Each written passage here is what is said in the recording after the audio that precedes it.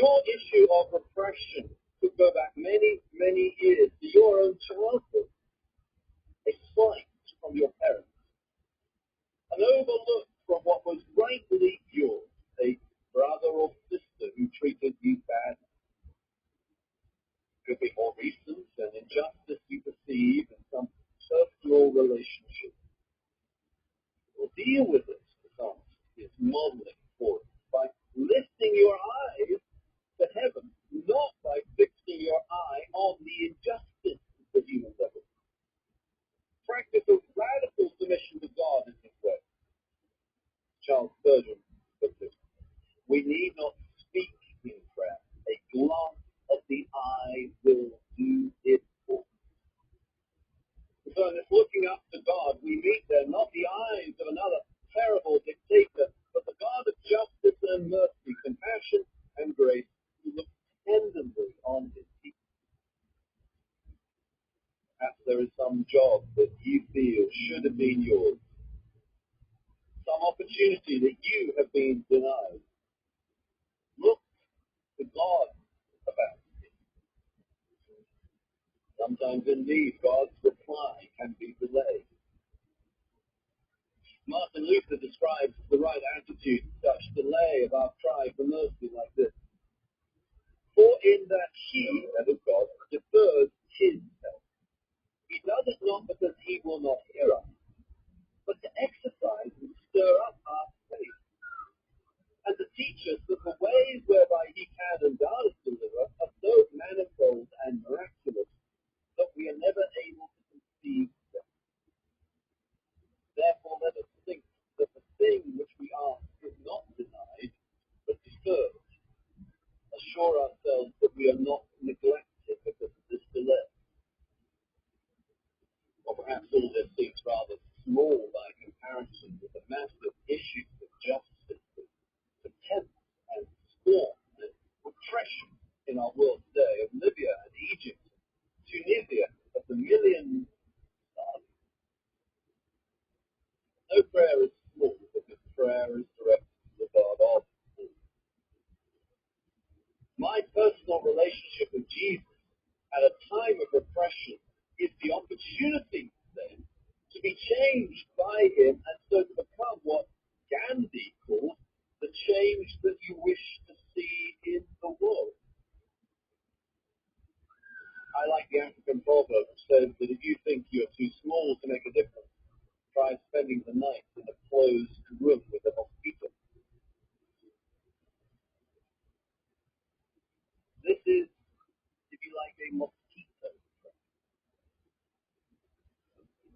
buzzing around the sun, making its way to God, crying out over and over again, mercy, would you have mercy?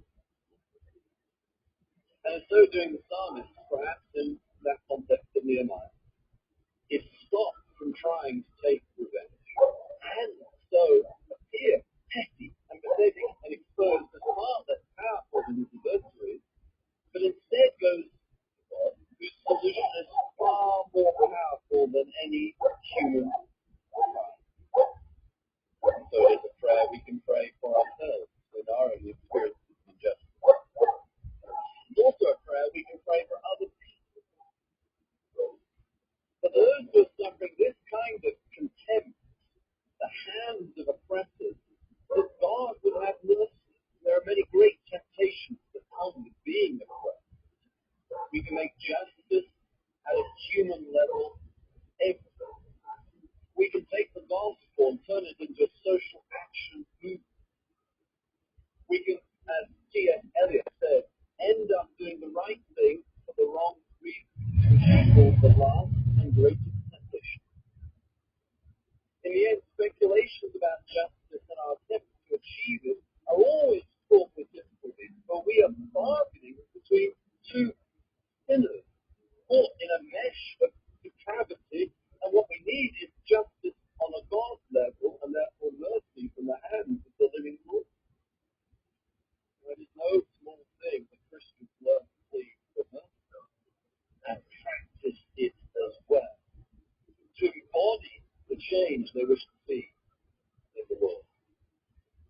One young Jewish man 150 years ago grew up in Germany, and the life of the family centered on the synagogue.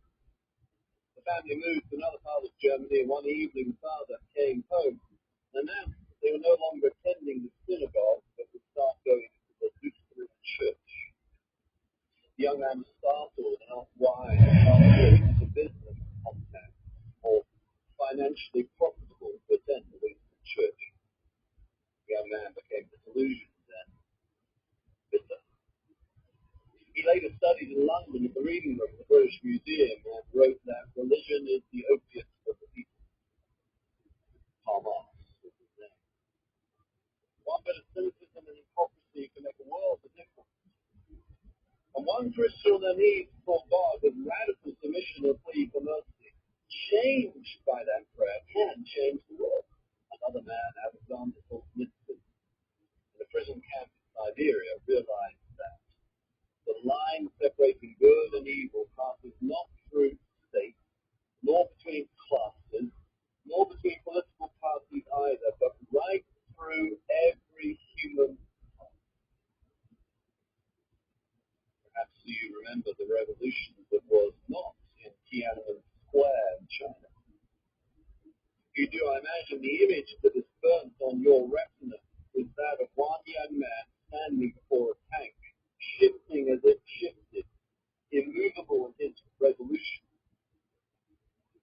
The kind of courage that is required to proclaim the mercy of the gospel of Jesus Christ as the solution to the problems of our world, without the naivety that ignores the repressive structural evil, nor the hypocrisy that pretends that Christianity must not be lived as well as taught.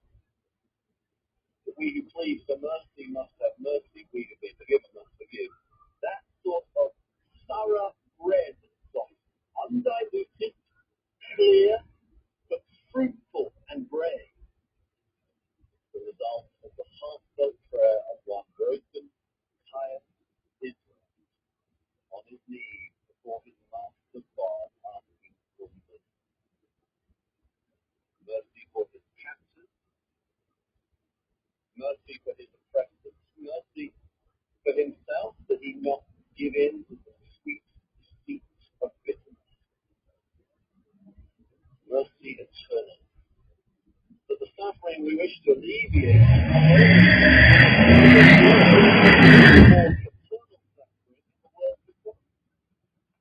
if it is wrong to give people the gospel without giving them bread, it is also wrong to give people bread and damnation. Well, we could have alleviated that suffering through the proclamation of the gospel. But we have right. It is what by virtue of being made in the image of God, and we have responsibility. When the movie Titanic was being made, they showed people, of course, in that movie scrambling and fighting to get into the life raft, asserting themselves. What they did not show, for no one would have believed it today, was the historical reality agreed upon by all the accounts, that the men let the women go first with the children. And many of them simply stood and watched and gave themselves to drown, that others may be saved. You see, as we think of justice, we need to go further and think of mercy. Ask for it, and then give it to those around us to be a vehicle for their receiving gospel mercy too. That's Josh Moody. This is the guy. That's actually so she quote shocked out. The line separating good and evil passes not through states, nor between classes, or between political parties either, but right through every human heart. And we've been talking recently about how we are all related to the fallen that surrounds us. Perfect being. We have the world within us. The gospel is the solution, but there's also a sense that we need to own our part in the injustice in this world. Is that right? For sure, yeah. Again, that whole position quotes the line goes down every single human heart. and so we are not immune.